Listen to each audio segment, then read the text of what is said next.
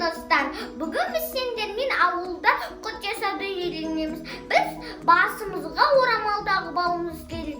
Себебі құрт жеп жатқанда ішіне шаш шығып кетуі мүмкін. Достар, біз қазір май алынған аранды қайнатып аламыз.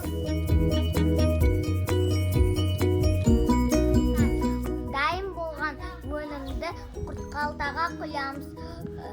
Сәуле апам көмектеседі.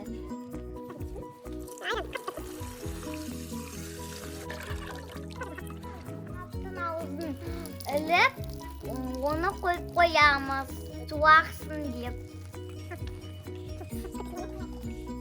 Ертеңге дейін су ағып дайын болып тұрады.